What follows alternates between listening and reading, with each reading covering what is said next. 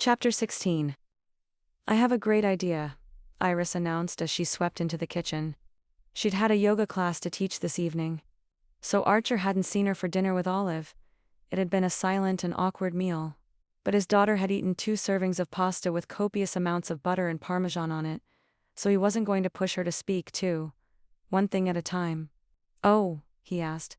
A town meeting, she said triumphantly, like this should make sense to him. What about it? Oh right, I forgot you're an outsider, she said with a teasing smile. Dream Harbor has bi-weekly town meetings where people can bring up any issues pertinent to the community, okay?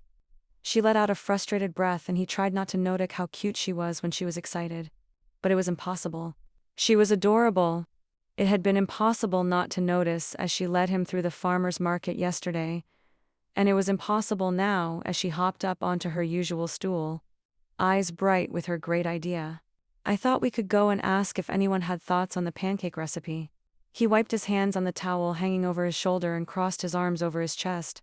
He did not stand like that to make Iris's gaze flick over his biceps. He just happened to be comfortable this way.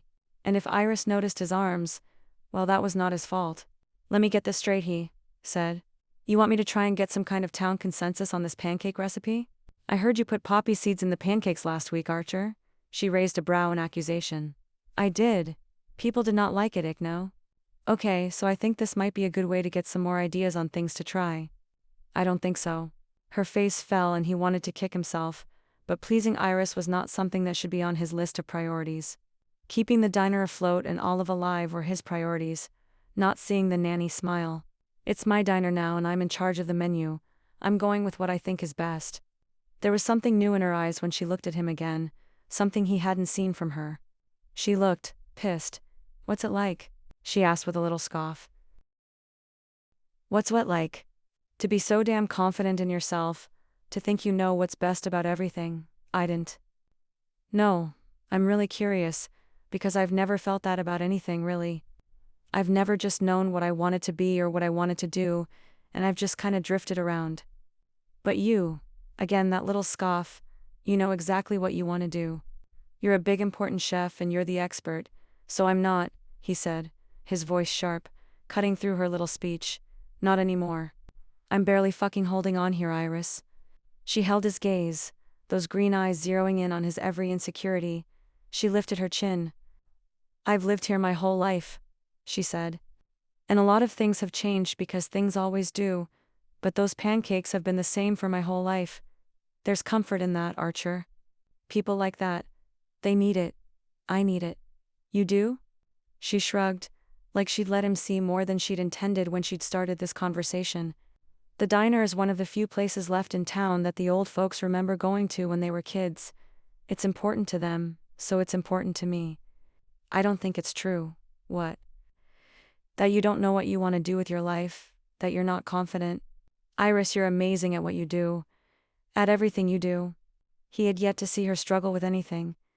From where he stood, Iris didn't drift. She floated. She floated and she danced and she laughed and she just made everyone's life better. She made his life better. Even when he... Nah. She shook off his compliment. You know what they say? Jack of all trades, master of none, or something like that. Nobody's a master of anything. Look at me. I can't even make pancakes. He gestured to the mess on the counter, wanting her to forgive him, wanting her to see the truth of him. She relented, giving him a small smile, the soft light of the kitchen catching the gold in her hair. And she was just so tempting. What's that from? She asked. Her eyes had flicked down and she was pointing to one of the scars on his arm, a long one that ran across the top of his forearm right above the wrist. Oven, he'd been moving too fast, desperate to prove himself to his professor, and his arm had hit the hot oven rack as he was pulling out a fresh batch of croissants. They came out terribly, just to add insult to injury, and his professor had actually spit a bit of one out in front of the whole pastry class. Archer hadn't slept the rest of the week. He ate and breathed croissants, baking batch after batch until they were perfect, because he didn't fail, or at least he didn't in his old life. He felt exhausted just thinking about it. And this one, her finger hovered over his arm, pointing to another scar, cast iron skillet. And this one? She trailed a single finger over the scar on the underside of his wrist, and her touch sparked along his. Skin. She was looking at him again, her head tilted, eyes curious, and suddenly his old life didn't exist. The only real thing was this kitchen. This kitchen and Iris's fingertip leaving a trail of raised hairs along his arm. He wanted to take her to bed. He wanted to tuck her in. He wanted to ... Broken glass, he said, his voice rough with everything he wanted to do to her, that he couldn't do to her. There were too many things he couldn't do right now. He wanted to growl in frustration. I didn't know cooking was such a dangerous job. Her finger was still on him, tracing back and forth over that scar. Restaurant kitchens can get intense, he ground out, struggling for control. A lot of fast-moving parts. Add heat and sharp objects, and it can get dangerous sometimes.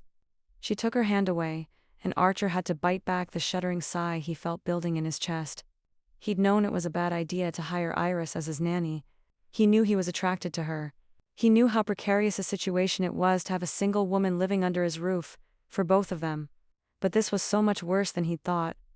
If Iris was going to look at him like that and touch him like that ... what was he going to do? He hadn't smoked since moving here, but suddenly he wished he hadn't given it up.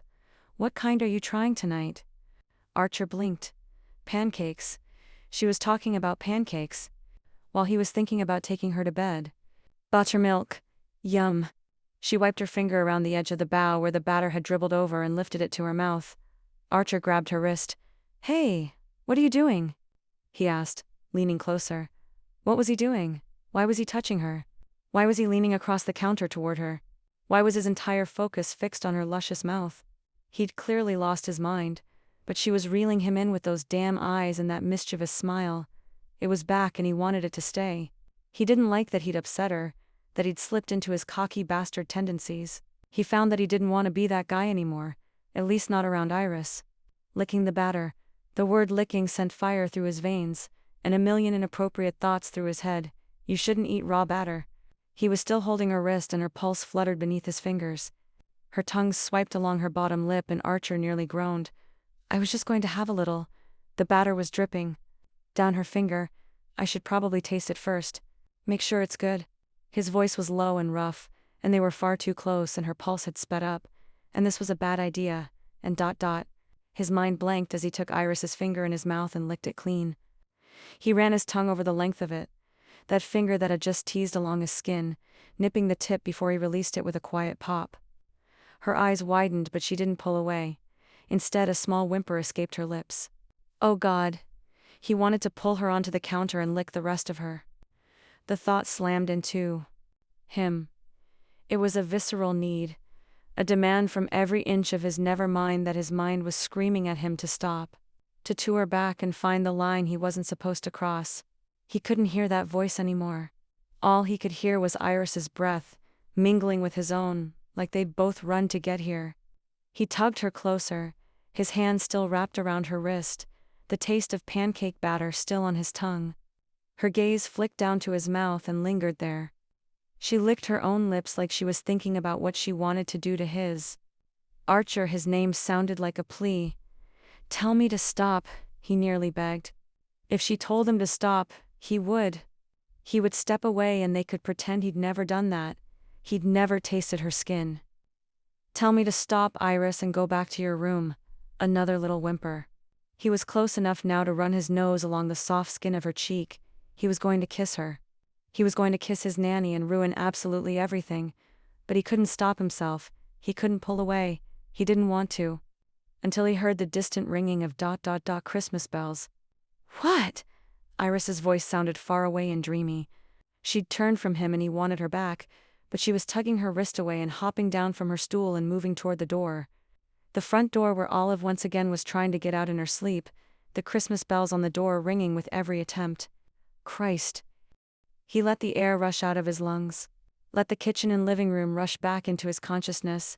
Let his body shake off the feel of Iris in his hand. He'd almost kissed her. He'd almost ruined everything. Come on, kid, Iris whispered, ushering Olive past him and back down the hall. Time for bed. He let her tuck Olive in.